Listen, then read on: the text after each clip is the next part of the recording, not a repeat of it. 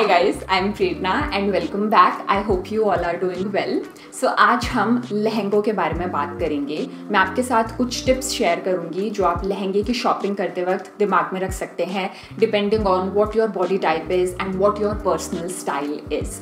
I will also talk about lehenga renting and lehenga restyling. So this is going to be your wholesome lehenga shopping / styling video. I'm pretty sure you are going to love it. So let's get started.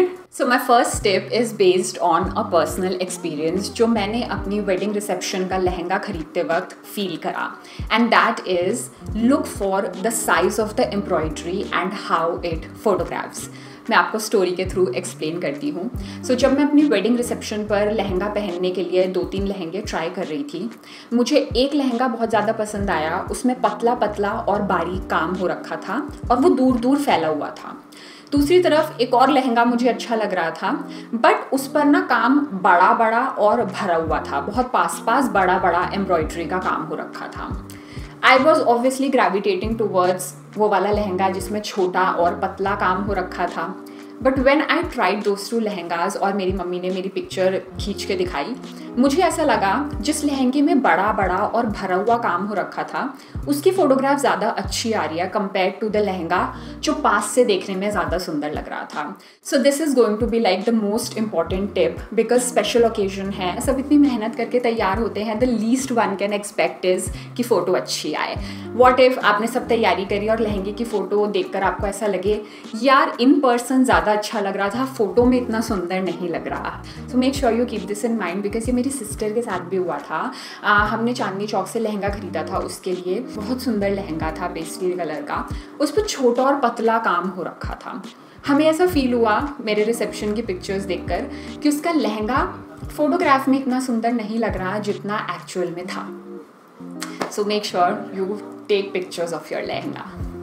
Now my second tip is regarding कि कौन से लहंगे का cut किस body type पर सबसे ज़्यादा सुंदर लगेगा और किस टाइप की कटिंग का लहंगा कुछ बॉडी टाइप्स को बिल्कुल अवॉइड करना चाहिए.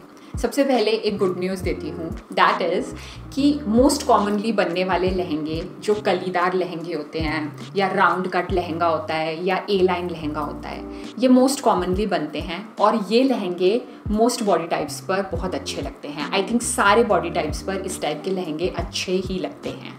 But on the other hand एक फिश कट लहंगा होता है जो घुटने तक टाइट होता है and then it starts flaring out. If you are someone like me who is wider here but lean on top, avoid fish cut lehenga because unnecessarily वो आपकी वाइड हिप्स और थाइस को एसेंचुएट करेगा और आप वाइड लगोगे जबकि आप एक्चुअली उतने नहीं भी हो wide. So pear shaped body girls avoid a fish cut lehenga. Now if you are an apple shaped body जो यहाँ से वाइड है बट यहाँ से लीन है, ऐसी लड़कियों को मैं रेकमेंड करूँगी कि स्टिफ फैब्रिक वाले लहंगे ना खरीदें, जैसे बनारसी फैब्रिक के लहंगे या ब्रोकेड फैब्रिक के लहंगे जिनकी फैब्रिक थोड़ी सी स्टिफ है. क्यों अवॉइड करें? क्योंकि अगर फैब्रिक यहाँ से स्टिफ होगी ना तो अननेसेसरी टॉप टू बॉटम आपकी बॉडी वाइड लगेगी. यही अगर आप फ्लोई फैब्रिक के लहंगे ट्राई करोगे, जैसे अभी मैंने पहना है ये जॉर्जेट का लहंगा, ये काफ़ी फ्लोई और हल्का फैब्रिक है, तो ये आपकी लोअर बॉडी पर जब फ्लो करेगा ना आपकी बॉडी को ग्रेस देगा और बैलेंस आउट करेगा. Now if you are a rectangle body type, rectangular body type क्या होता है कि उनकी ऑल ओवर पूरी मेजरमेंट सेम है. Now these girls need to create an illusion हमारी वेस्ट डिफाइंड है. वो आप कैसे कर सकते हो? स्टिफ फैब्रिक का लहंगा पहनकर, वो ब्रोकेड और बनारसी फैब्रिक के जो लहंगे होते हैं उसकी फैब्रिक की स्टिफनेस आप यूज़ कर सकते हो to create a shape, to accentuate the waist, to give yourself a little wider hips and all over आपकी body hourglass लगे. So these are the few recommendations जो आप अपने दिमाग में रख सकते हो. कुछ hard and fast rule नहीं है. मैं जब ऐसी कोई recommendation देती हूँ आप ऐसा मत सोचना कि आपने ऐसा नहीं करा तो कुछ गड़बड़ हो गई. दिमाग में रखो, ट्राई करके देखो, see if these recommendations work for you or not. अब चोली के बारे में बात करते हैं कि किस टाइप की चोली कौन सी बॉडी टाइप पर अच्छी लगती है. सबसे पहले ये मोस्ट कॉमन स्टाइल होता है चोली का, जिसमें ये तो बैक है जिसमें राउंड नेक होता है चोली का, पीछे से डीप होती है और एक छोटी छोटी बाजू होती हैं, कभी कभी एल्बो लेंथ भी स्लीव्स होती हैं। सो ये मोस्ट कॉमन स्टाइल है और ज़्यादातर आपको यही मिलेगा स्टाइल। बट कभी कभी हॉल्टर नेक के मैंने देखे हुए हैं, ऑफ शोल्डर कॉर्सेट स्टाइल लहंगे भी होते हैं। एक चीज़ मैं सर्टेनली बोलूँगी, if you are generous on top, if you are heavy breasted, इस टाइप की जो मैंने टॉप पहनी है बंद गले की या बोट नेक चोली हो, अवॉइड करो। आप लोगों पे जितनी ओपन नेक होगी ना उतना आप पे सुंदर लगेगा। राउंड नेक पहनो, वी नेक पहनो, स्वीट हार्ट नेकलाइन पहनो, वो नेकलाइंस आप पे बहुत अच्छी लगेंगी। बेसिकली ओपन नेकलाइंस पहनो, बंद नेकलाइंस मत पहनो। इसी में एक स्टाइल है जो मैं रेकमेंड करूँगी आप अवॉइड करें, वो पैडिंग वाली चोली होती है ना, प्लीज़ अवॉइड इट। और रेडीमेड है तो बिल्कुल अवॉइड करो, क्योंकि रेडीमेड चोली ना आपके हिसाब से नहीं बनी होती, वो एक स्टैंडर्ड शेप के अकॉर्डिंग बनी होती है और चांसेस बहुत कम हैं कि वो आपको अच्छे से फिट होगी, आपको यहाँ पे लिफ्ट देगी और आप कंफर्टेबल भी उसमें फील करोगे। आप स्टिच भी करवाते हो ना padded choli, so make sure you get it stitched from a good tailor जो आपके कप साइज़ के अकॉर्डिंग पैड्स यूज़ कर रहा है, लाइनिंग भी डबल दे रहा है। ये छोटी छोटी चीज़ें होती हैं जो बहुत मैटर करती हैं and this is something that I have seen my mother struggling with. She got a padded blouse made और टेलर ने बोला बहुत अच्छा पैडेड बनेगा, कोई प्रॉब्लम नहीं होगी। And then after the event she was like, मैं पूरे इवेंट में अनकम्फर्टेबल थी, मुझे शेप नहीं आ रही थी, सब ऐसा लग रहा था कि डिसबैलेंस्ड है और बेसिकली आउटफिट में मज़ा नहीं आ रहा था। I know sometimes padded blouses they look really good, specially अगर पीछे से डीप है, बट अगर ऑल ओवर आउटफिट में ग्रेस नहीं आ रहा ना तो कोई फ़ायदा नहीं है। सो मेक श्योर कि अगर आप स्टिच करवाते हो अच्छे टेलर से स्टिच करवाओ। आस्क क्वेश्चंस, आप कौन से साइज़ का कप यूज़ करोगे, कौन सा पैड लगाओगे, क्या क्वालिटी है उस पैड की, कितनी लाइनिंग दोगे, ऐसे क्वेश्चंस पूछो। नहीं तो पैडेड चोलीज को ऑल टुगेदर अवॉइड करो। अगेन ये मेरा पर्सनल ओपिनियन है, मैं आपको अपने एक्सपीरियंस से बता रही हूँ। Now moving on to the next tip, this is again regarding the fitting of the choli and the lehenga overall और ये universally applicable है।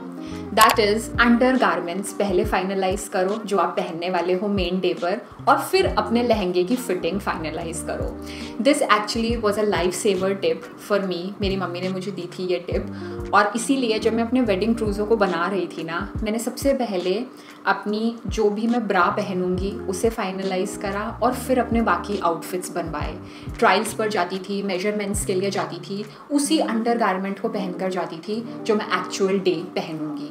ऐसा कई बार होता है, हम मेजरमेंट किसी और अंडरगारमेंट को पहन कर देते हैं, फिर फाइनल डे हम कोई और ब्रा पहनते हैं और हमें समझ ही नहीं आता कि टेलर की दुकान पर तो चोली बिल्कुल ठीक लग रही थी, अभी अलग क्यों लग रही है। So this is very critical, very important. Lehenga बाद में खरीदना, पहले दो चीज़ें फाइनलाइज कर लो। पहली, the undergarment that you will be wearing on the final day and the heels.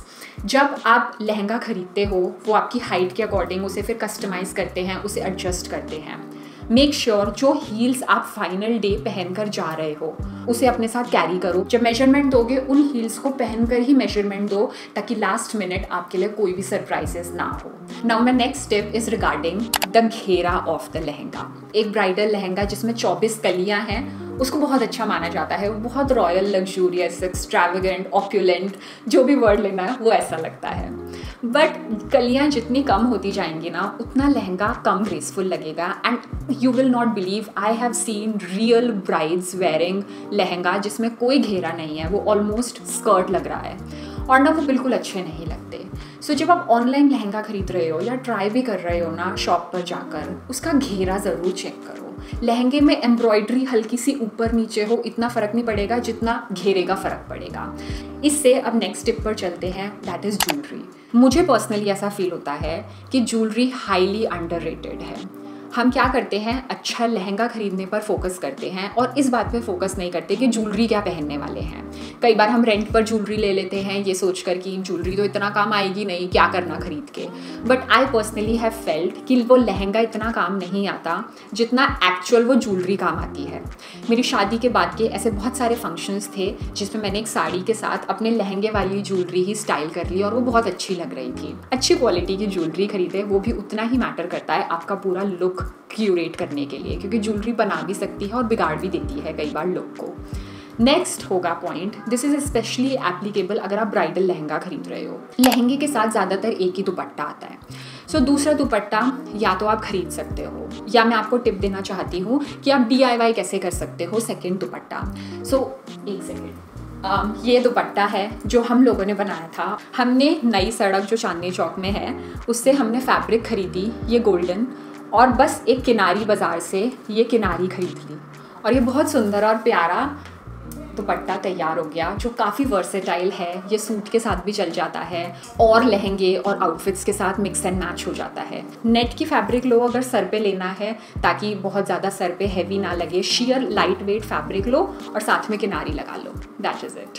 Now moving on, अब मैं आपको लहंगा रेंटिंग के बारे में कुछ टिप्स देना चाहती हूँ जो मैंने अपने अगेन एक्सपीरियंस से पिक करा। If you decide to take lehenga on rent, उसको ना लंबे टाइमलाइन के लिए लो, चाहे आपको थोड़ा एक्स्ट्रा रेंटल देना पड़े बट उसको लंबे ड्यूरेशन के लिए लो। जैसे अपने मेन इवेंट से 4-5 दिन पहले ही लहंगा डिलीवर करवा लो कि अगर लेट भी हो रहा है तो ऐसा तो नहीं होगा कि लास्ट मिनट तक लहंगा नहीं आया और हालत ख़राब हो रही है। So this would be one tip. Last I want to talk about lehenga restyling. So मैं आपके साथ कुछ पिक्चर्स शेयर करना चाहती हूँ जो मैंने प्रीवियसली अपने लहंगे रीस्टाइल करे हैं ताकि इसी वीडियो में भी आपको आइडिया लग जाए कि आप रीस्टाइलिंग कैसे कर सकते हो। मैं इस लहंगे की बात करूँगी जो मेरी सिस्टर का लहंगा है जिसके बारे में मैं आपको पहले बता रही थी। So I ended up restyling this lehenga क्योंकि जो चोली थी वो तो मेरी सिस्टर के साइज़ के अकॉर्डिंग बनी हुई थी, ये चोली बनी हुई थी। तो मैंने रीस्टाइल कैसे करा कि मैं चांदनी चौक गई और मैंने फैब्रिक ख़रीदा इस कलर का, पिंकिश कलर का टसर सिल्क में फैब्रिक ख़रीदा और एक कॉलर स्टाइल अपनी चोली बनवाई और लॉन्ग नेकलेस के साथ स्टाइल करा। मैंने ये दुपट्टा भी ख़रीदा क्योंकि मुझे ऐसा लगा ये जो लहंगे के साथ दुपट्टा आया है ये इतना अच्छा नहीं लगेगा। So I ended up buying this dupatta also और मेरा बहुत अच्छा क्रिएट हो गया एक रीस्टाइल्ड लुक। एक और तरीका होगा कि आप क्रॉप टॉप के साथ स्टाइल करो जैसे अभी मैंने किया हुआ है। सो ये लहंगा बुनाई का है, बुनाई ने मुझे ये लहंगा भेजा था, बहुत सुंदर लहंगा है। ये ना एक हॉल्टर नेक चोली के साथ आया था।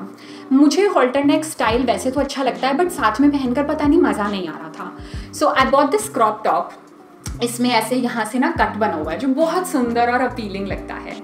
आई wore it with this crop top और मैंने यहाँ पर खूब सारी ज्वेलरी लेयर करी ताकि crop top out of place ना लगे, मेरे लहंगे को कॉम्प्लीमेंट करे।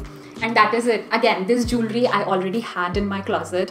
आई wore the same neck piece when it was my sister in law's wedding. So मैं आपको बोल रही हूँ ज्वेलरी बहुत बार रिपर्पज हो जाती है। सो लहंगा रीस्टाइल भी एक बहुत अच्छा ऑप्शन है। कभी कभी ऐसा होता है लहंगे की स्कर्ट बहुत पसंद आ रही होती है बट मैंने आपको बताया चोली कई बार सूट नहीं कर रही या पसंद नहीं आ रही, सो बनवा लो यार, कोई फ़र्क नहीं पड़ता। मैंने एक और ये लहंगा है, ये वाला फैब इंडिया का लहंगा, ये मैंने कितनी बार स्टाइल करा है ये लहंगा।